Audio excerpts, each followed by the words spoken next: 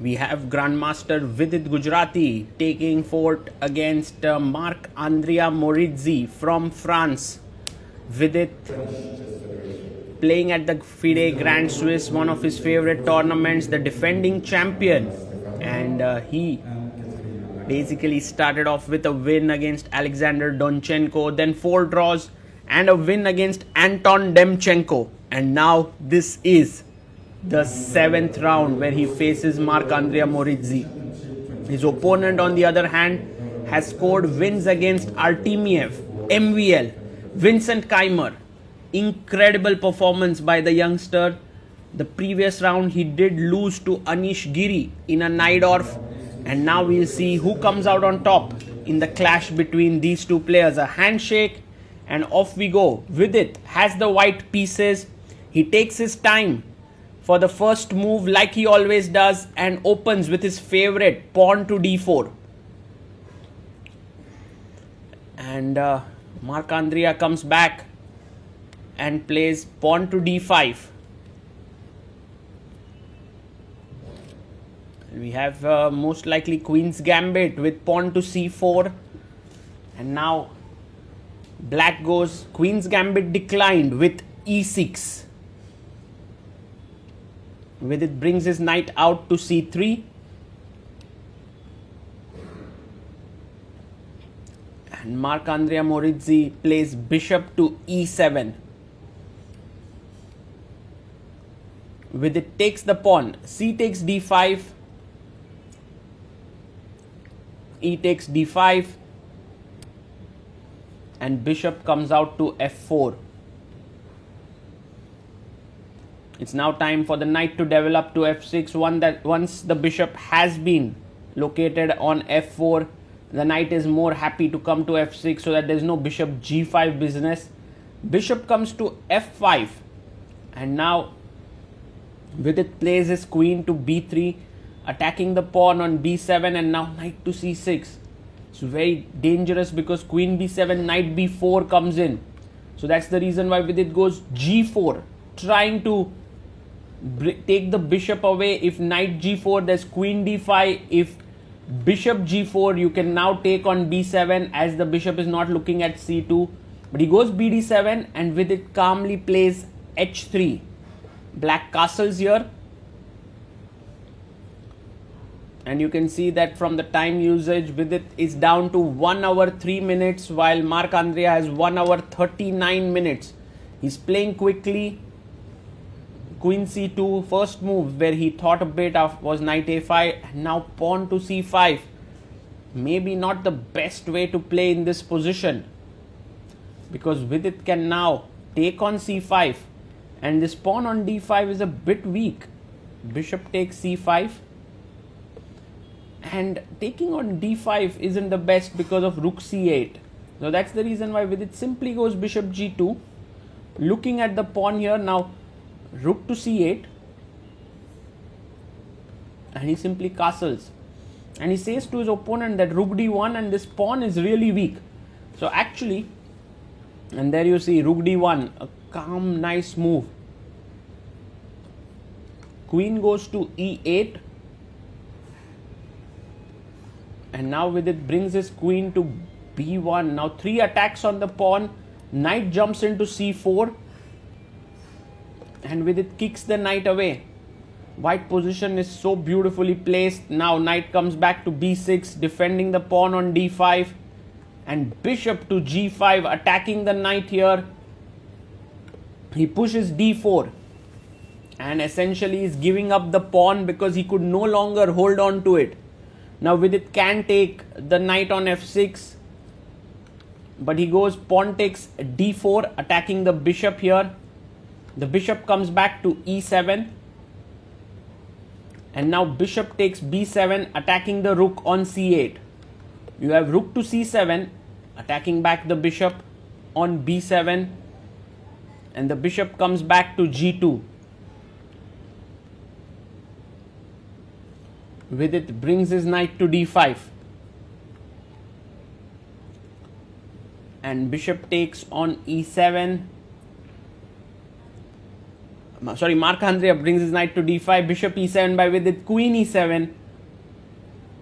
And maybe just taking on d5 looks good.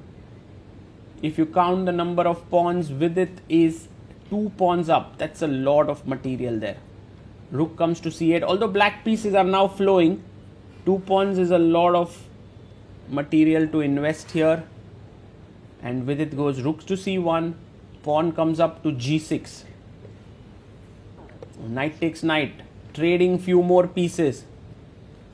Bishop takes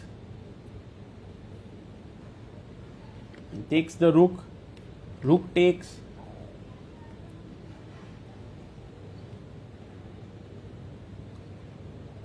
And Vidit brings his knight to c3, attacking the bishop on d5. He takes, bishop takes g2, king takes g2. And h5. So Marc Andrea is trying to get some play rolling. If g takes h5, a check and taking this pawn. But queen f3, calmly played here by Vidit. H takes g4. And now there's another facet in the position that has opened up. The h file is now open to attack here. So he goes queen to b4, attacking the knight on c3. And knight to e4. He comes knight d5. Danger on f6 square. Rook to d1, defending the d4 pawn. And now queen comes back to e7. You see that the f4 square is a bit weak. So he would love to go g5, knight f4 check, knight c5 played by Vidit. And the queen comes to g5. And you can see the time running low for Vidit. This is move 34. He has only 5 minutes left on the clock. Mistakes can happen in such moments. Knight f4 check. King comes back to f1. And now queen h6. Careful, if the queen moves away, this is a checkmate. But he goes pawn to b4. And now g5 played. Vidit moves in with a check. This is move 37. He has 3 minutes on the clock. King comes up to g7. And pawn to a3. Calmly playing his pawn up there. 38 moves. 2 more moves to make. With 2 minutes left on the clock. Queen h7. He comes rook e5. Is there a deadly check coming in on b1? Yes, he gives a check. Move number 39, and Vidit quickly gets his rook back. 40th move, and he comes back to h7. Maybe keeping the queen on a2 was also possible. Vidit gets up. You know, even if it's his move, he's like, okay, I need to take a break now. 50 minutes added on the clock. And Marc Andrea somehow has managed to create some pressure on Vidit.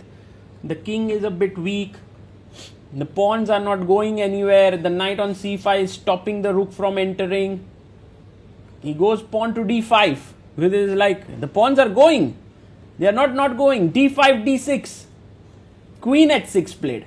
Stopping pawn to d6.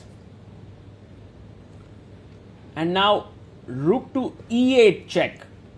Not a check. Rook to e8 is a nice move. Because then maybe there's queen c3 business happening.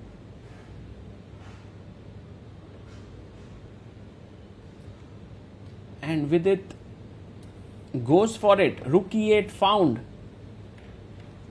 The best move. And Vidit's time down to 26 minutes. Queen f6 once again, threatening a check here. And he goes queen e4. A nice move. But there could be a check and forcing the queen to come back. He goes knight g6. And queen to d3 played. A very interesting move. And I love this rook c8 move. What a beautiful move. If rook takes c8, queen e1 check, king goes anywhere, knight f4 is deadly. So Vidit finds the only move in this position, rook e4, which is insane. Knight jumps back to f4.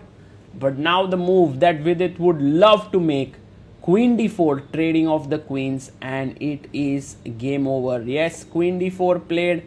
The queens are traded, and Marc-Andrea Maurizzi, before he could get his rook in and try to checkmate with it, it's done. King e1 is coming out. The king will be free.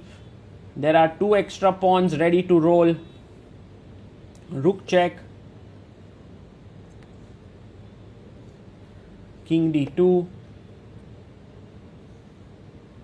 And now knight takes d5 played. You can simply take queen takes d5. But there's also a very nice move that Vidit has here, which is rook to e5, finds it, threatening rook g5, threatening the knight. Too many issues to solve. No more checks here. Everything's defended. Black is lost. And Vidit gets up. Marc-Andrea resigns. Vidit says, instead of rook c8, you could have gone rook d8. And it was anyway winning for Vidit there. Well, the opening was not well played by Marc-Andrea Maurizzi, and when you don't do that against a player like Vidit, he doesn't give you too many opportunities, which is what happened here. The game lasted 49 moves, but from move number 10, it was White who was dominating the game and then went on to score a very, very important win. Kudos to Vidit for this win, and with this 2 wins in a row, he moves to 5 out of 7. A very good score, and is looking for second straight win at the FIDE.